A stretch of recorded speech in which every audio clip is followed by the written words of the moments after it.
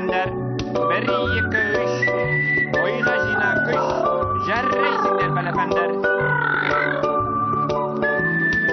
Ка. Арлан, келе қойма.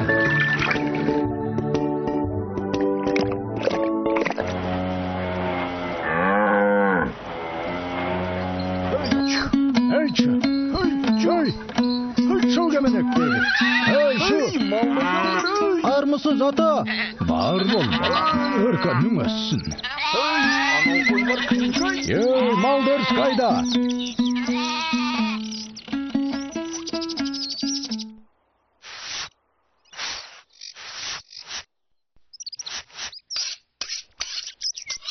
Болатжан, шаршасаң қымыз ішіп әлдені бол. Қазір ата, мұна жерді жинап ала қояйын.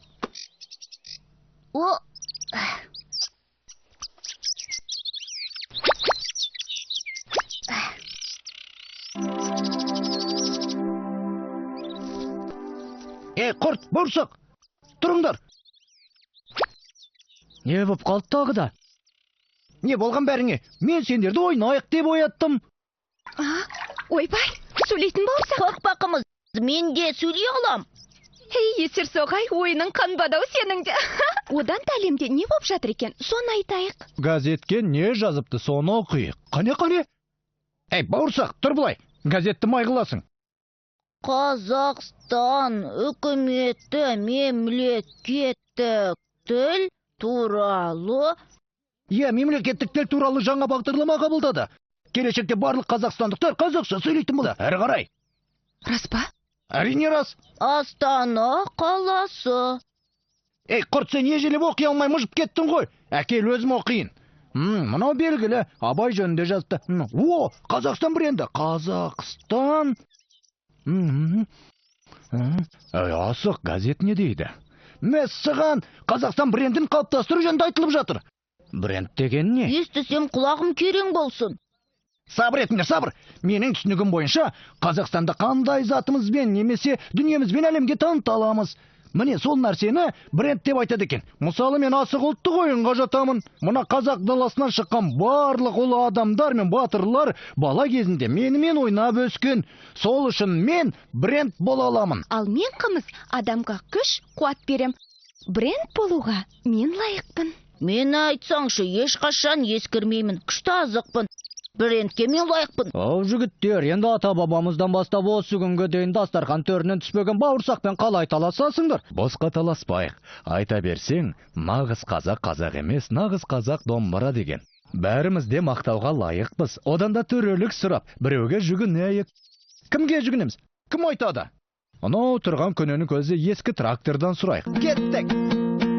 Мен айтамын өлеңді, құлағымды түренді, біз боламыз қазақтың мақтанышы бренді, әрқайсымыз бір төбе, қастерлеген халқымыз.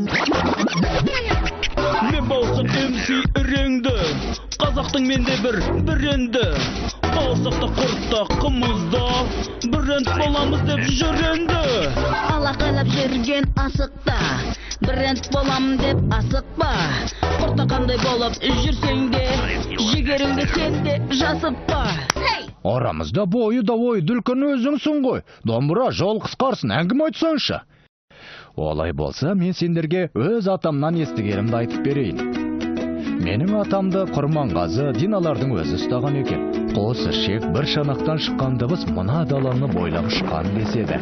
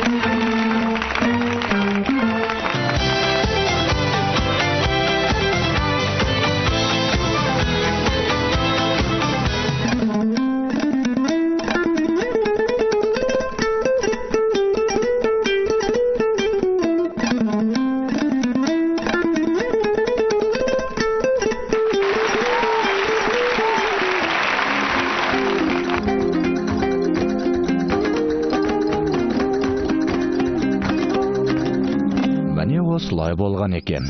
Ғажап! Қандай ғажап оқиға! Мұны мультфильм етіп жасау керек. Керемет!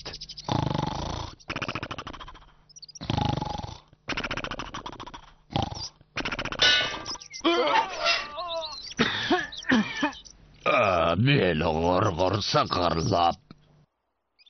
Айта беріңдер, балалар. Не шаруамен келдіңдер? Тақа, біз сізді ескінің көзі, көпті көрген деп келіп отырмыз. Жас үлкен деп сыйлап алдыма келгендеріңе рахмет. Айта бер. Айтсақ, алдыңызға жүгініп келдік. Арамызда қазақтың мақтанышы болуға кім лайық? Соны айтыңызшы.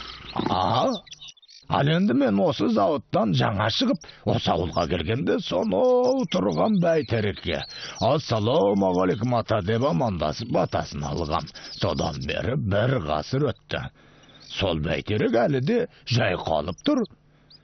Сендер соған барыңдар. Көпті көрген қария солақ болар. Жүріңдер. Қане.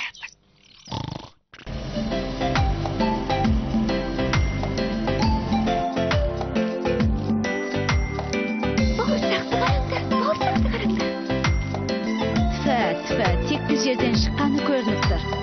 Өзі сөпсекім деке. Ұрыны қараңдар, Ұстаңдар оны. Ұстаңдар, жібермеңдер.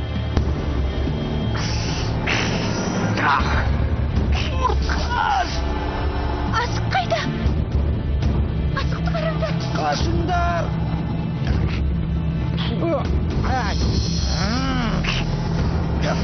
Бәлем.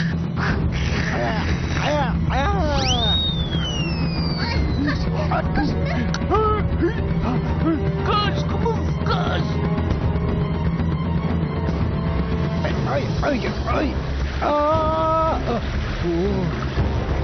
Ой, тоқтаңдар. Құлайсыңдар. Тоқтаңдар. Жерейсің домбыра. Қаш. Бәлем.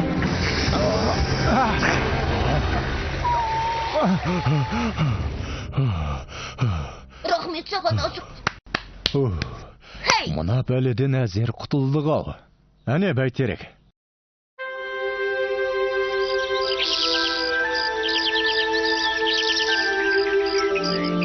Ұйықтап қалған ба немене?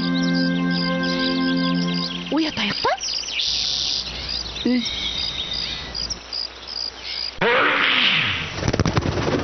Саумыз бәйтерек ата. Рахмет қарақтарым. Қазақтың игі жақсылары жиналып қалыпсыңдар ғой. Ал айт отырыңдар, құлағым сендерде. Айтсақ алдыңызға ақиқат іздеп келдік. Арамызда қайсымыз қазақ халқының мақтанышы болар брендке лайықтымыз? Соны айтыңызшы. Турасын кесіп айтыңыз, біз сізге ренжімейміз. Балаларым ай, мені қай бір билік айтар дейсіңдер. Негізі көп жасағаннан емес, көпті көргеннен сұра деген бар ғой. Сонау көктегі қалықтап жүрген қыран досымнан сұрайық. Ей, қыран, естимісің?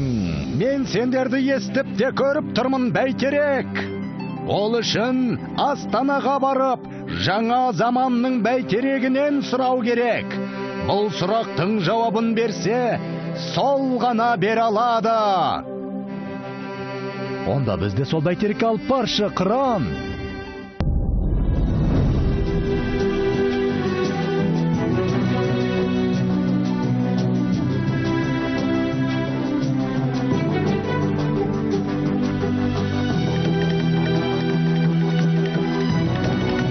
Керемет, жерде мен сияқты домалақ екен ау.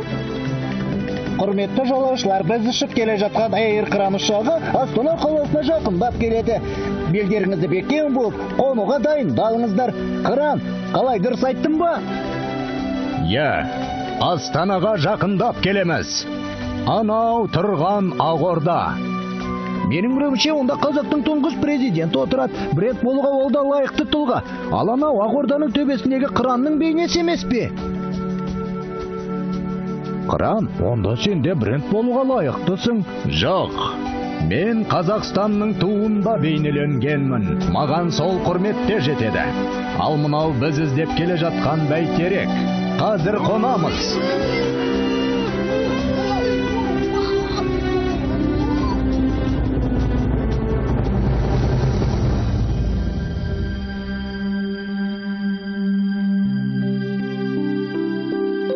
Қандай алып? Ассаламағалейкум, біз сізге жүгініп келдік. Уағалейкум ассалам, өңшен қазақтың мықтылары жиналыпсыңдар ғой. Біз өзара кім қазақтың бренді бола алады деп таласып жатырмыз. Көпті көрген бәйтерек, сізге келдік. Төрелігін айтыңыз. Бұларың дұрыс болған екен. Бүгінде әлем таныған Қазақстанның елордасы Астанаға қош келдіңдер. Ал енді қазақ брендіне кім лайық дегенге келсек, менің айтарым, барлығыңда лайықтысыңдар. Ата-бабаларымыздың өмірін, бүгінгі ұрпаққа жалғап отырған қасиеттеріңе мен басым дейіп, құрметпен қараймын. Сол үшін еліміздің мәртебесін көтеруге барлығымыз бірдей ат салысайық. Менің төрелігім осы болсын. Алақай, алақай, алақай. Дұрыс шешім. Қарақылды қақ жарды деген осы емес пе? Мен айтайын өлеңді, құлағыңды түренді, біз боламыз қазақтың мақтанышы бренді. Әрқайсымыз бір төбе, қастерлеген халқымыз, бізбен бірге өркендер, әдет құрып салтымыз. Салт дәстүрді жақтаған қазағым мен мақтанам, ата-баба мұрасын қастерлеген сақтаған.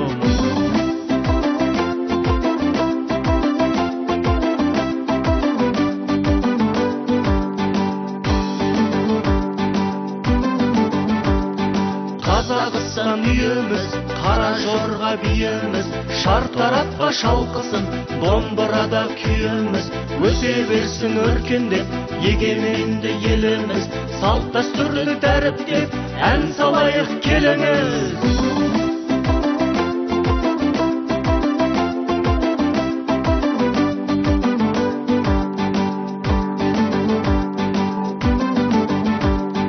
Қазақстан үйіміз, қара жорға биіміз, шартарапқа шалқысын, домбырада күйіміз, өсе берсін өркендеп, егеменді еліміз, салт дәстүрді дәріптеп, ән салайық келіңіз.